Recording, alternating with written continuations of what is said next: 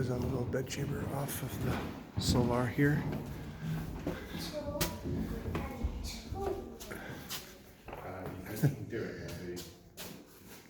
Decent sized one.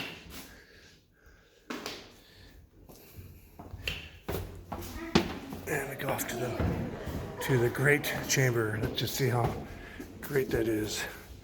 Hello. Hello, after you. Thank you. This is the great chamber. This is your great chamber. This is where Mary would sleep, or where she would just. No, this would be for evenings. Oh, okay. Would eat, entertain. Oh, I see. If people came to see her, no scruple, no one's going to trouble for that. Here would be a raised platform, a dais, Oh, I see. a chair on here, Ah, okay. and this would have been a cloth estate. Oh, So okay. I can tell you all the sizes was over there. I see. If you're a visitor, where you came in the cafe, down below us, Right. you'd have changed out your outdoor gear, got rid of your riding boots, got the mud off your face from riding. Yeah. Come up through there, you Right. have to make your way all the way up here. To all the courtiers, the ladies and gentlemen who stand outside. And you'd walk up here to the Queen, and you'd have to reverence your grace. Right. And you'd stay there until she told you to go. She told you to get up. So the room next door, that was her The bedchambers? solar is a sort of date room. It faces to the south, so you get sun. It's a nice warm room, light and bright. So the ladies would have been there during the day, learned some dance practice, doing needlework. A young man who was executed at the very end of her life, what's called the Babington Plot, in 1587, told of his time here. And he said the Queen was by the window on a winter's day, so we don't know exactly when. And she came across to the fire to warm herself. And she said by the fire was the man who owned the castle, Lord Screw, and Queen Elizabeth's cousin, Lord Knowles. He said they were sat by the fire in the nursery playing chess. Oh, really? And she went to stand by them. And he said the ladies, her ladies, had gone to fetch her meat. So presumably down to what is our kitchen stand up. So she asked this young man to help her do wrapping the wool round, whatever, something to do with her work. Right. And Lord Knowles called the guard commander over and he said, does he watch? I mean, is he a guard? Right. And he said, well, I sometimes, my lord. He said, for no longer, for the Queen will make of it a fool. The Queen will make, I'm sorry? A fool. Oh. She's supposed to be so beautiful, so entranced and that. Oh. She can wrap blood around her finger. Oh. That's how she got escaped from Scotland to start with and not home, the island. She got two lads to row her ashore. Oh. And they stayed with her afterwards for the rest of their life. So they said, no, you know, they thought this guard might help her try and escape. Oh, I see. But the guard was with Queen Elizabeth, you No, said? the guard was here. It was Queen Elizabeth's cousin. Was staying Oh, his cousin. And he helped Mary? He was here to look after Mary. Oh, I she see. called him the teacher because he didn't speak English. Oh, I see. Oh, this is before Elizabeth decided to have her killed? Oh, I see. This is early days. Oh, okay. She'd only been in England a month, 2 months, and she went up to Carlisle Castle. Lord Screw was the governor of Carlisle Castle, so Elizabeth sent up from London to Carlisle to collect Mary and bring her to here. And who is she being protected from?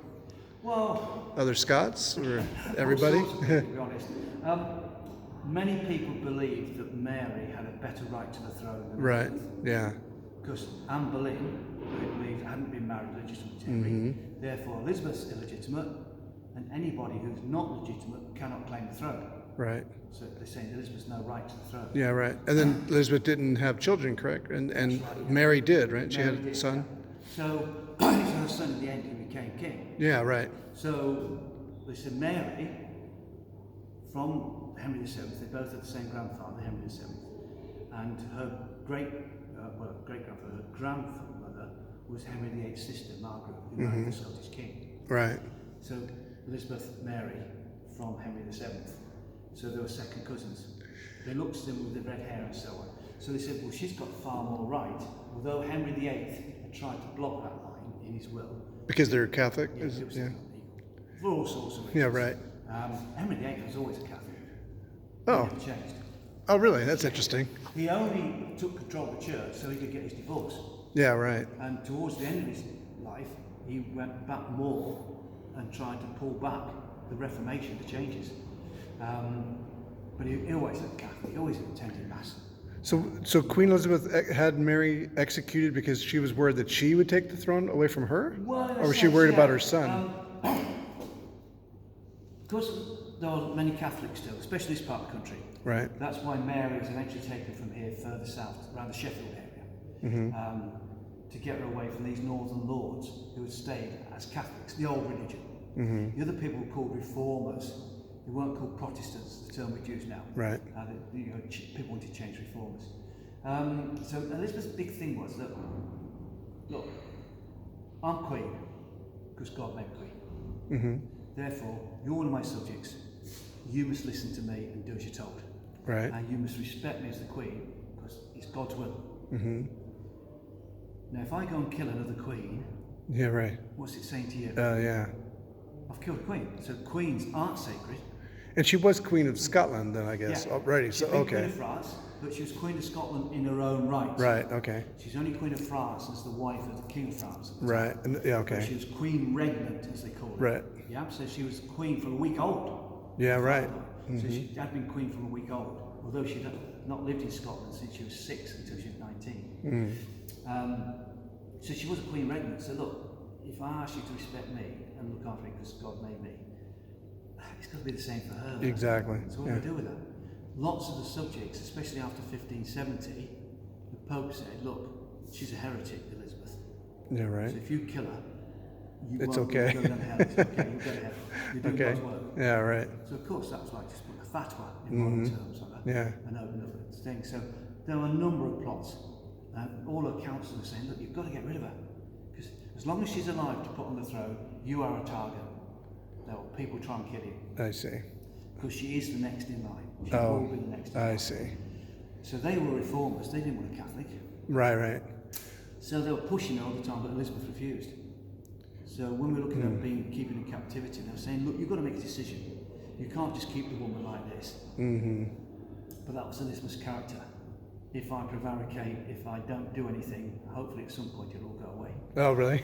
Oh, really? That's interesting. Part of her character. Oh. So, but in the end, a young man, Catholic gentleman called Babington, got her to sort of agree, sign a letter, because he said, look, we'll come and rescue you. I've got some men to help. I've got some other men to kill Elizabeth, and then we'll take you down to London and proclaim you queen. And Mary went on with it. So she actually signed away. So so now Queen she's- had a spy master yeah. called Walsingham, who was intercepting all these letters. They didn't know that, but he was. So he took a copy of that to the Queen, to Elizabeth. Even then, she was prevaricating. Oh, really? So- Wow. Oh, yeah. It's interesting, like in the plays, they make her so decisive and, you know. Yeah. And then in the end, she signed the document. Her secretary gave it to Lord Burleigh, and they sent it up to Fotheringay, Northamptonshire. It doesn't exist now. That's where she was executed. And Elizabeth then tried to stop it. Oh, really? And when it happened, she said, it wasn't my fault, it was my secretary. He shouldn't have given it. I didn't want it to happen. And she put him in the tower. Yeah, right. Yes, blamed him. It wasn't Oh, her. put him in the tower. Yeah, Oh, yeah, put him in the tower. Blamed him for Mary being executed. oh, this is, Couldn't be her fault. what was his name? Bodman? No, that was somebody else. Yeah. Burleigh, Lord Burleigh. Burleigh, was her chief that's right. counsellor, yeah. So the poor old secretary was off to the tower and stayed there for quite a while, and it was his fault. Yeah, wow. Well, she always used to get somebody to take the blame. Yeah, she's Right. the queen, she can't be to blame. But then James did take over the throne, Yeah, right? he did take over the throne, yeah. And then the Stuarts reigned for quite a while. Just over 100 years. Now, I can't remember, did he stayed a Catholic as king? James I was a Protestant. Oh, that's right. Okay, yeah, I'm He trying to was remember. raised- Mary was forced to abdicate in his favour when James was a baby, and that's when she ran away. So James was brought up with Mary out of the country. Oh, And he okay. was raised as a reformer, a Protestant. That's right, yeah. Because that's how Scotland, that's one of the big problems Mary had. Scotland had changed so much in a short space of time. So James was raised a Protestant. That's, yeah, Though he married a Catholic and he stayed a Protestant. right, And okay. his children were raised as And then after his family, they had to go to the Habsburgs to get another well, they Protestant, went to, right? No, they went to the Georges. Yeah, From James, his daughter Elizabeth married into a German prison. Right. Yeah. So into Hanover. Hanover, that's what I Yeah, meant to so say. it followed along. So we had James, his oldest boy, everybody had great expectations of, died. So his other boy, Charles, was the one who became king with the civil wars. Yeah. And this Oh, castle right. was held for him. This Oh. was held for King Oh, Charles. okay. Yeah. But Charles lost his head as well. So to Chopped speak. that off. Yeah. We had then, I suppose, for about 10 years, American-style government, if you like, Yeah. Republic. Yeah. Oliver Cromwell then That's took right. over that. So he ruled almost as a dictator. Right. He wasn't really an elected president. Right. But they claimed it the Commonwealth and Republic. But he wasn't. When we think of dictators, we think of really bad people. Did he rule in a bad way, or was he Yeah. just in charge of, you know? No, I mean, they meant more the original sense of the word, or was he cruel and, you know? people are of their time. The things he did, I think probably for people of any time would go, phew. But people really are of their time. Like his slaughter of some of the Irish towns. Oh, yeah. It was a standard practice that if you didn't surrender your town when it was offered, if I came up to you, you're in the town, and said, right, if you come out, you're all right. I took the town. Right. Get lost. Yeah, right. Well, then war's on. Right, Yeah. give you a chance. If you come out, and they didn't. So once he got in, it was sort of a given, an open season to a certain extent. Right. Right. They took it to extremes. Right. Because Cromwell and all the guys there was suddenly this God-fearing group because they had their own style of religion. Right. And God's on our side, and people who've got God on their side are dangerous people. Yeah, they can be. Today, Yeah. as they. Yeah. So that was Cromwell. So yeah, you could look at some of the things he did. Whew. Other things, it was very good. You know, he's actually probably gave us our sort of system of government. Right. So there's lots of things he did that were good, lots of things he did in our eyes that were bad. Right. It's like anybody in the past. Right. But in terms of ruling, he was almost like a king in a sense. Oh yeah. Okay. He was offered the crown. Right. And he refused it. Right. He refused it. Yeah. Sensibly. Because his army, the new model army, was saying, hey look, we didn't fight this war. People see a civil war, I mean like the American Civil War, I'm not sure the percentage of that, there's some research of it, but if you look at the First World War, where they talk about the slaughter of the trenches, I think the loss per life of the country was about 2.8 people per 100. I'm going to turn this off for a second. I'm running.